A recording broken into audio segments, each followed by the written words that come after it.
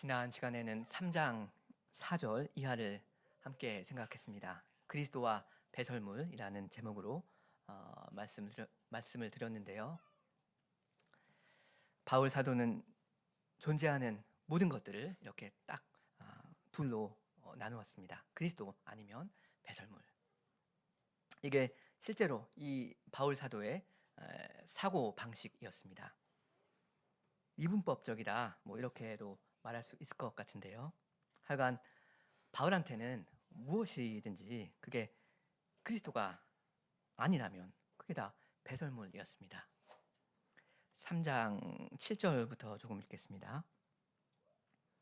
그러나 무엇이든지 내게 유익하던 것을 내가 그리스도를 위하여 다 해로 여길 뿐더러 또한 모든 것을 해로 여김은 내 주 그리스도 예수를 아는 지식이 가장 고상함을 인함이라.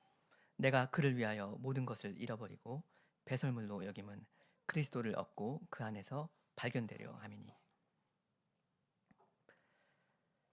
그러니까 바울한테는 그리스도만이 이득이고 그리스도만이 플러스입니다. 내 주 그리스도 예수를 아는 그 관계가 가장 가치 있는 것이다, 이렇게 바울은 생각하고요.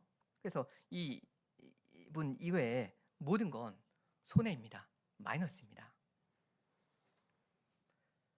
나한테 전부이신 이 예수님과 대조하자면 이게 다 손실이라는 거죠.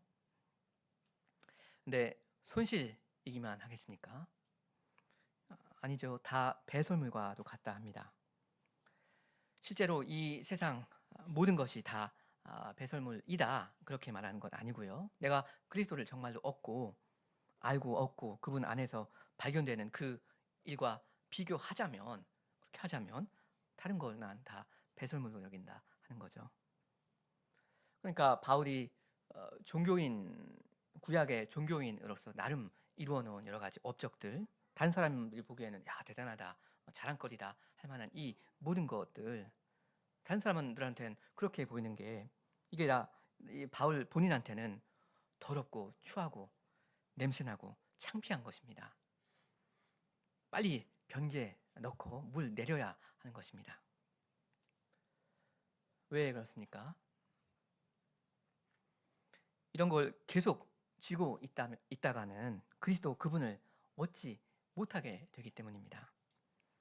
그리스도를 얻지 못하고 대신 똥더미에 자기가 앉아 있어야 하는 거, 이 바울은 노땡큐다 이겁니다. 바울한테는 그리스도 한 분이 전부입니다. 지난번에 살펴본 이런 말이 여러분 바울의 마음에서 우러나온 진심의 고백이라는 거, 그 사실에 여러분이 주목을 하시면 좋겠습니다. 이 사람 바울은 지금 자기 최면을 걸고 있는 게 아닙니다. 만물이 다 배설물이다, 만물이 다 배설물이다, 이렇게 하고 앉아 있는 게 아니란 말입니다. 무슨 그 불교 스님이 그 속세를 다 뒤로 하고 작정하고 일부러 산속에 들어가고 하는 거, 그런 거 아닙니다. 뭐 여자 보기를 돌같이 하라, 뭐 그런 말도 있잖아요. 이 세상에 있는 뭐 여자이든 부귀 영화이든 뭐가 됐든지 간에 자기를 유혹하는 게 워낙 이 세상에 많으니까 그걸 다 물리적으로 피하려고 이 스님들이 절간에 들어가서 거기서 살지 않습니까? 왜 근데 그렇게 하는 겁니까? 제가 잘은 몰라도 그런 것들이 실제로 이 스님들한테 유혹이 되니까 그렇게 하는 게 아닌가 싶습니다. 이 세상에 있는 이 화려한 것들, 이게 다 가치 있는 것으로 보인다 이겁니다. 이 쇠가 자석에 끌리듯이 이 자기 마음이, 사람의 마음이 이런 것들에 자연스럽게 끌려간다 이거죠. 근데 바울은 지금 그런 게 아닙니다. 이것들은 다 나한테 배설물과 같다, 이렇게 정말로 그렇게 느껴지고 있는 겁니다. 그 이유가 뭡니까? 이 사람 바울은 그리스도를 알기 때문입니다.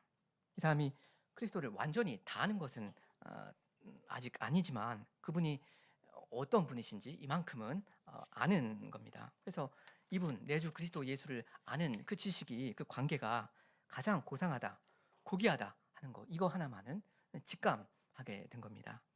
그러니까 세상 모든 것이 자연스럽게 상대화되는 거죠. 그러니까 이런 걸 생각해 보면 기독교는 무리한 요구를 하는 종교가 아닙니다. 저도 성도 여러분한테 여러분 이 세상 모든 것은 다 배설물입니다. 다 더럽습니다. 다 쓸데없습니다. 이렇게 말하자면 이런 말만 늘어놓으면서 여러분을 말하자면 쇠뇌 교육하려고 그렇게 시도하지 않겠습니다. 다만 이것 하나만은 제가 부탁을 드리고 싶습니다. 예수님을 더욱 알아가시려고 혼신의 노력을 다 하시라, 이거 하나 부탁드리고 싶습니다.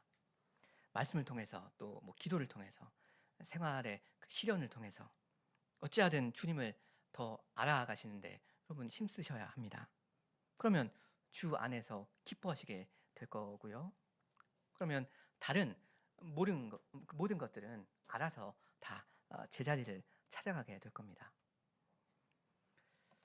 근데 여러분의 마음에 그리스도를 더 알기 바라는 그런 소원이 솔직히 없다면, 혹은 별로 없다면, 그래서 이 세상 사람들이 원하는 바로 그것을 여러분도 솔직히 사모하고 계시다면 이것 하나만은 아셔야 하겠습니다. 세상에 공짜는 없다는 사실입니다. 세상을 여러분이 얻으시려면, 세상의 일부분이라도 그걸 얻으시려면 여러분이 그 대가를 지불하셔야 합니다. 그것이 무엇입니까? 여러분의 목숨 혹은 영혼입니다. 예수님께서 마가복음 8장에서 그러셨죠.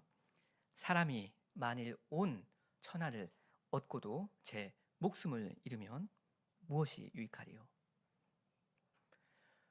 여러분이 그리스도를 얻는 대신에 이 세상을 얻으시려면 여러분은 자기 목숨 혹은 그 영혼을 내놓으셔야 합니다. 그러니까 이 세상이 지금 여러분한테 뭘 팔려고 이 영업을 하는 건지 여러분 곰곰이 생각하시기 바랍니다. 따져보시기 바랍니다. 그리고 그 대신에 여러분한테 뭘 달라고 지금 요구하고 있는 건지 그걸 직시하셔야 하겠습니다. 지불해야 한다, 뭐 이런 말씀을 드렸는데요. 어차피 사람은 자기 인생을 소진하면서 살아가야 하는 존재입니다. 사람은 자기 목숨을 어딘가에는, 누군가에게는 바치면서 살아야 하는 그런 존재입니다. 무언가를 얻으려고 한 걸음 한 걸음씩 앞으로 달려가는 그런 존재입니다. 근데 여러분은 무엇이든지 얻게 되실 건데, 그리고 그것을 얻으려고 여러분 자신을 내놓으셔야 하는 그런 분들이신데 여러분은 무엇을 얻으시렵니까? 혹은 누구를 얻으시렵니까? 성도 여러분들은 그리스도와 배설물을 구분할 줄 아는 그 지혜를 다 가지시기 바랍니다. 그리스도를 아심으로써 그리스도를 얻고, 그리고 이 하나님의 아드님과 함께 만물을 기업으로 다 받아 누리는 그 복을 여러분이 다 가지시면 좋겠습니다. 오늘은 12절부터 보겠는데요. 오늘도 예수님을 얻는 일에 대한 이야기입니다. 그래서 혹시라도 교우 여러분께서 누구라도 오해를 조금이라도 하실까봐 높아하심에서 한 가지만 먼저 짚고 넘어가겠습니다. 성경은 과연 그리스도 중심적이고요. 책 자체가 그렇습니다. 내용이 이번 빌립보서 3장도 역시 그리스도 중심적인데요. 뭐 그리스도가 전부시다, 다른 건 다 배설물이다 이러잖아요. 근데 이런 말을 갖다가 성부와 성신님을 그 어떤 의미에서도 조금이라도 격하시키는 말로, 그런 개념으로 오해하시면 절대 안 되겠습니다. 이 성부, 성자, 성신 이 삼위는 당연히 영광이 동등하신 분 아닙니까? 이 그리스도 중심이라는 말, 맞는 말인데요. 이게 그리스도 중보자를 중심으로 성경을 읽고 이 구속의 사건을 이해하라는 말이지, 이 성부와 성령을 배제하라는 말, 이 부분을 조금이라도 이분의 가치나 중요성을 조금이라도 약화시키라는 말, 절대 그런 건 아닙니다. 우리가 그리스도를 얻음으로써 얻게 되는 분은 삼위 하나님 아닙니까? 사실 그리스도 그분도 늘상 자기의 아버지 되시는 분을 가리켰고요. 그리고 자기의 영이신 이 성령님을 가리켰습니다. 그러니까 우리도 이 그리스도의 영광을 생각할 때마다 이 삼위 하나님의 영광에 휩싸이는 그런 것이 있어야 할 겁니다. 오늘 설교 제목은 과정과 목표로 정해보았습니다. 과정과 목표. 먼저 우리 12절을 함께 읽으면 좋겠습니다. 12절. 내가 이미 얻었다 함도 아니요 온전히 이루었다 함도 아니라 오직 내가 그리스도 예수께 잡힌 바 된 그것을 잡으려고 쫓아가노라. 이 말씀은 바울이 자기 자신에 대해서 있을 수도 있는 오해를 바로잡기 위해서 하는 말씀입니다. 아까 4절부터 이 바울 사도가 쭉 해온 그 말이 사실 너무나도 멋있는 말이었잖아요. 바울은 자기가 구약 종교인의 자격으로 따지자면 흠이 없는 사람이다 했고요. 그렇지만 그리스도 한 분을 아는 게 나의 유일한 관심사다 하면서 모든 것을 배설물로 여긴다 했습니다. 얼마나 멋있는 말이에요. 진심의 고백이고요. 그러니까 사람들이 이런 말을 오해해버리면 바울은 진짜 완벽한 사람이구나. 어떤 경지에 오른 그런 사람이구나. 더 이상 할 일이 없는 그런 성인이구나. 이렇게 생각할까 바울은 걱정한 것 같습니다. 근데 사실 전혀 그렇지 않거든요. 바울은 말년에 와서도 죄인들 중에 내가 괴수다. 그렇게 진짜로 생각을 했습니다. 그래서 사도는 말합니다. 여기서 내가 이미 얻었다는 것도 아니고 온전히 이루었다는 것도 아니다. 나 완성품 아니다 합니다. 근데 아직 무엇을 얻지 못했다는 말입니까? 가장 근접 맥락에서는 바로 직전에 11절에서 나오는 그 부활을 얻지 못했다 하는 그런 말입니다. 11절 어찌하든지 죽은 자 가운데서 부활에 이르려 하노니 내가 이미 얻었다 함도 아니요 하면서 이렇게 이어지지 않습니까? 근데 바울이 아직 얻지 못한 게 그 부활이 전부는 아닙니다. 다음 이따 그 14절에 보면 하나님이 위에서 부르신 그 부름의 상을 위하여 쫓아간다 하거든요. 그럼 이 상, 이것이 전부입니까? 여러분한테 상이란 무엇입니까? 바울이 아직 얻지 못한 거, 그래서 바울이 얻으려고 쫓아가는 거, 그게 어떤 것입니까? 질문이 좀 잘못됐죠. 것이 아니라 분이라고 해야 합니다. 바울의 목표는 결국 예수 그리스도이십니다. 8절에 그랬잖아요. 모든 것을 해로 여김은 내 주 그리스도 예수를 아는 지식이 가장 고상함을 인합니다. 내가 그를 위하여 모든 것을 잃어버리고 배설물로 여김은 그리스도를 얻고 그 안에서 발견되려 합니다 했습니다.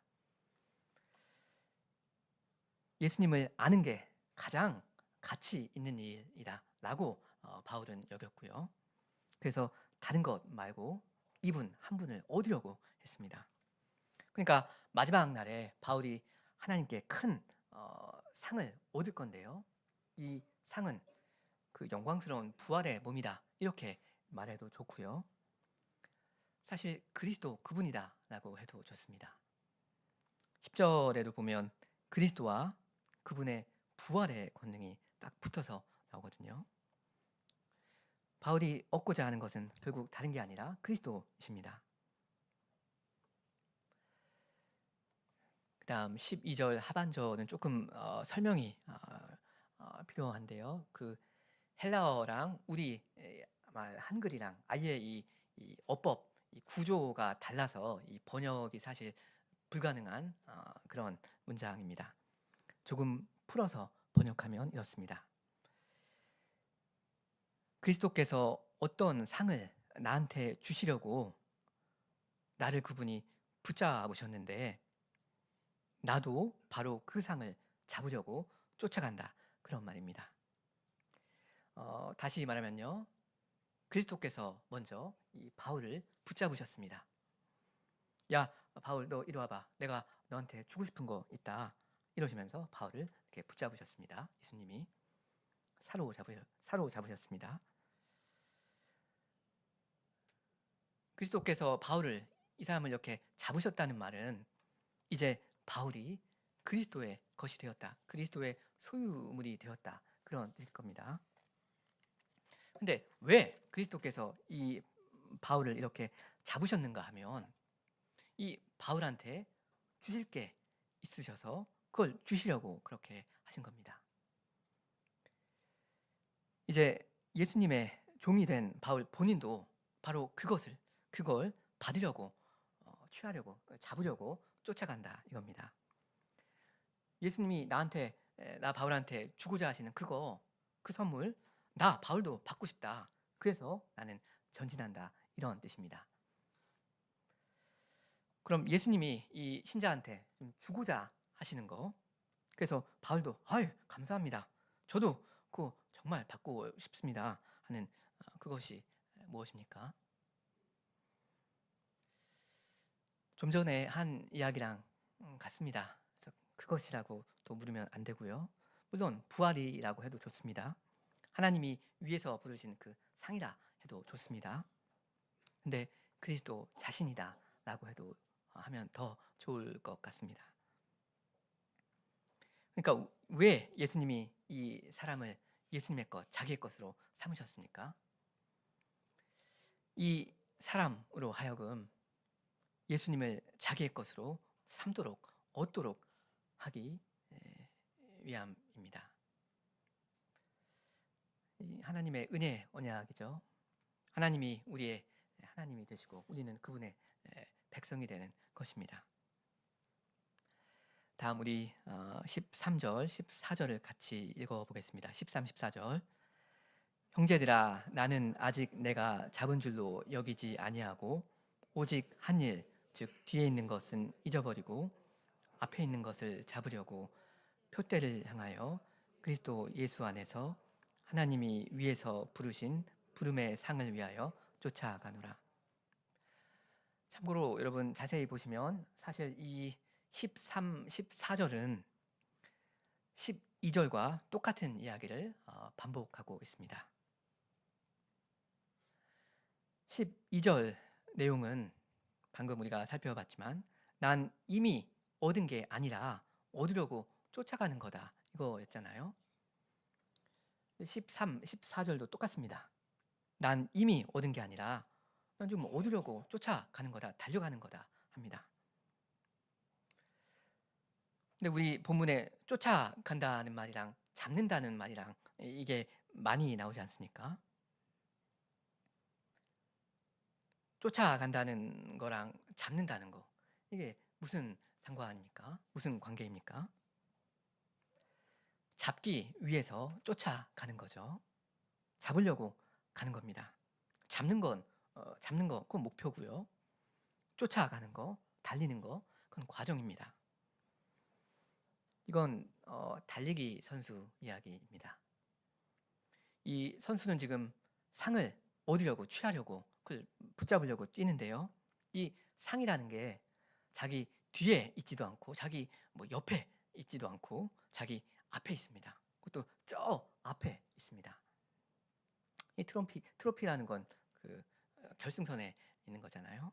그걸 잡으려고 쫓아가는 겁니다. 달리는 겁니다. 근데 이 사람이 이렇게 그 결승선에 있는 그 트로피를 향해서 그 상을 위해서 향해서 나갈 수 있는 그 이유가 무엇입니까? 14절에 나오죠. 그리스도 예수 안에서 하나님이 위에서 부르셨기 때문입니다. 하나님의 부르심이 먼저 있었습니다. 죄인은 원래 하나님께로 갈 생각이 전혀 없는 사람이죠. 사실 하나님으로부터 정반대 방향으로 가버린다 말입니다.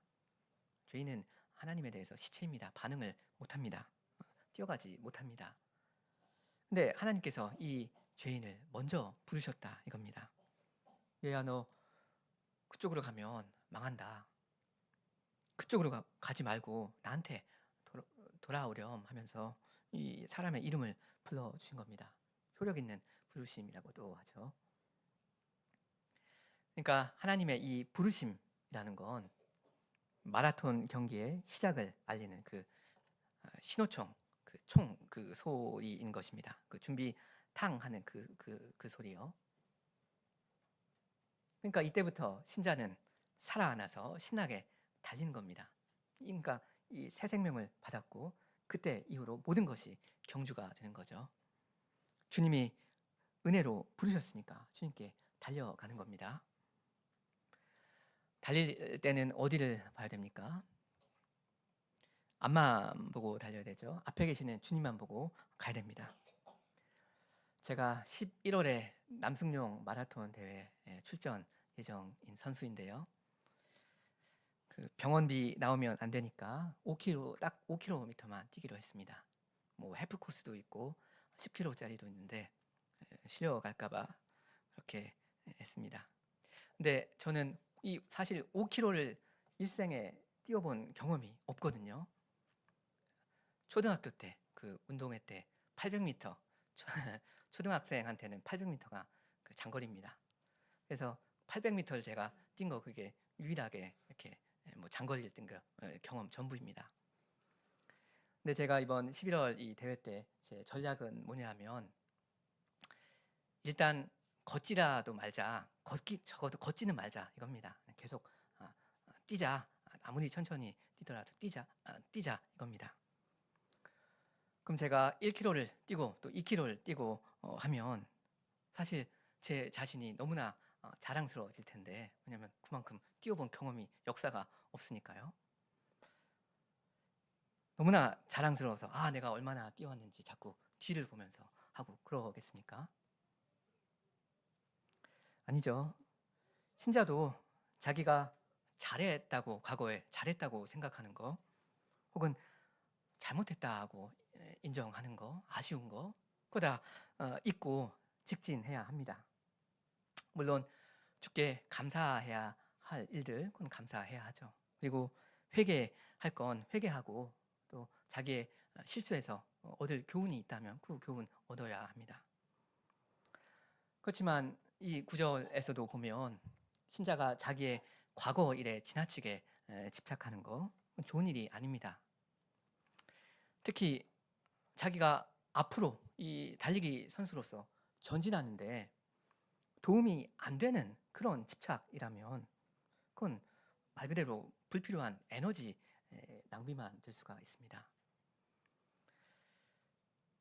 신자는 뒤에 있는 일은 다 잊어버리고 미련 없이 앞만 보면서 자기에게 주어진 오늘 하루를 성실하게 살아가야 합니다.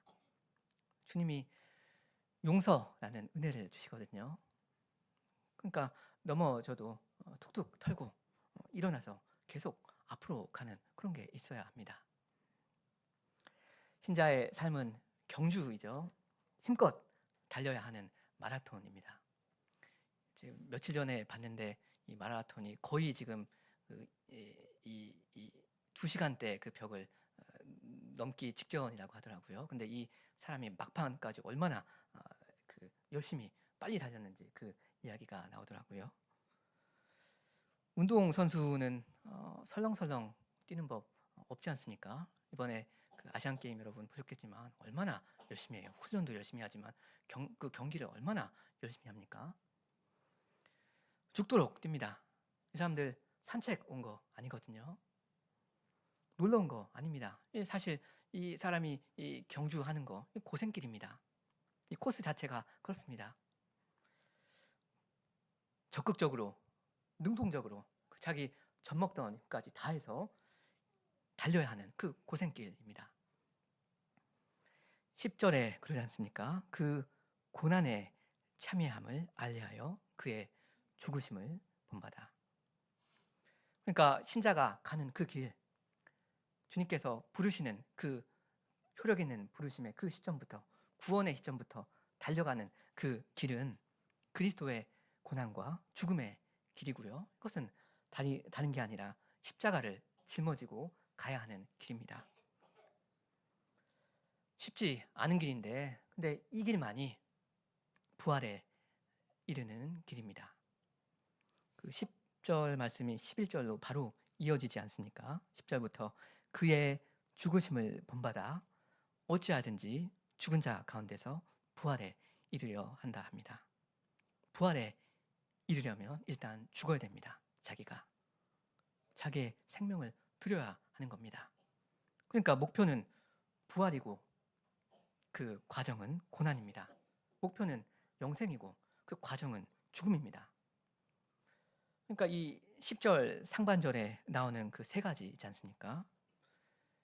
10절 상반절에 나오는 그 세 가지는 사실 세트 상품입니다. 그리스도, 그분의 부활의 권능, 그리고 그분의 고난에 참여하는 것. 이건 all or nothing입니다. 어느 하나라도, 이 셋 중에 어느 하나라도 빼먹으면 다른 두 개를 취할 수 없는 그런 것입니다. 나는 부활만 원한다, 고난은 사양한다. 그런 법은 이 세상에 없습니다.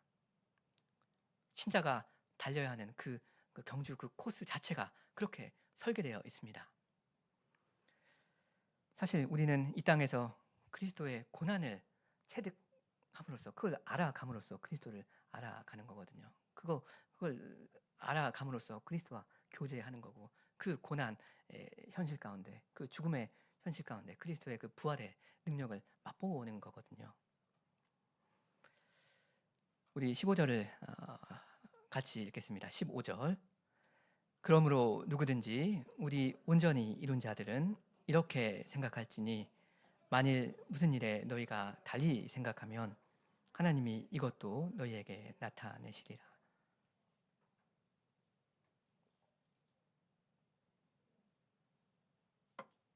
여기 바울이 자기를 포함해서 우리라고 하면서 우리 온전히 이룬 자들은 라고 하는데요. 이 맥락에서 온전히 이뤘다 하는 말은 완벽하다, 흠이 하나도 없다, 이런 뜻이라기보다는 신자로서 어느 만큼 성숙하다, 어른답다, 그런 뜻일 겁니다. 그러니까 말귀를 알아듣는 신자라면 바울이 지금 가르치고 있는 그대로 생각하고 동의를 해야 한다 하는 말입니다. 뭐 아기는 1살, 2살 아기는 말귀 자체를 못 알아먹잖아요. 근데 이제 사람이 커가면서 말귀를 알아먹게 되거든요. 그렇다면 내가 하는 이 하나님의 말씀에 동의해야 한다, 이 말입니다. 근데 실제로 그렇지 않은 경우가 있지 않습니까?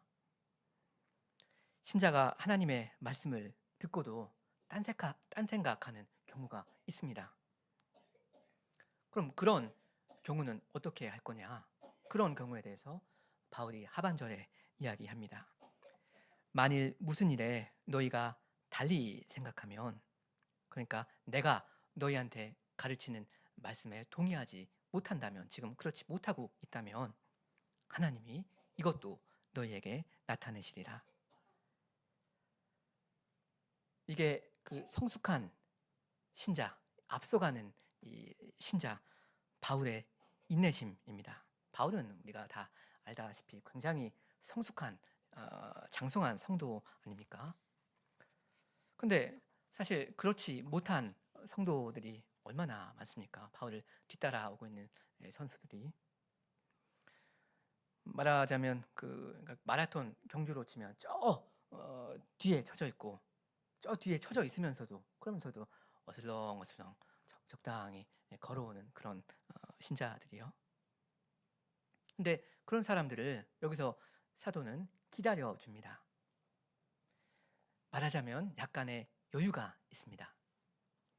하나님께서 너희들에게 깨우쳐 주실 거다, 그러기를 바란다, 이렇게 부드럽게 바울이 이야기를 지금 하는 겁니다. 왜냐하면 이 믿음의 경주는 신자들 간의 경쟁은 아니지 않습니까? 다 같이 가야 하는 겁니다. 다 함께 그 결승선에 골인해야 하잖아요. 예전에 제가 2장 끝부분을 말씀드리면서 그 에바 브로디도 그 이야기하면서 또 말씀드렸지만 교회는 늘 연약한 교우들을 배려해 줘야 합니다. 부상당한 전우들을 그냥 버려두고 전진하면 안 된다고 했습니다. 우리만 경건하고 우리만 거룩하면 된다. 우리한테 사명 있다 하면서 그냥 무작정 전진하고 그러면 안 된다고 했습니다. 때로는 이 처져 있는 이 연약한 교우들을 챙기느라 그렇게 하느라 교회로서의 전진이 더디어질지라도 그런 걸 다 감수하고 가야 할 때가 있습니다. 아직 깨달음이 좀 덜 있고 장성이 더딘 형제들을 우리가 사랑으로 인내하고 기다려줄 필요도 있는 것입니다. 근데 그렇다고 해서 마냥 기다리기만 하는 것은 아닙니다. 16절을 우리 마저 함께 읽겠습니다. 16절. 오직 우리가 어디까지 이르렀든지 그대로 행할 것이라.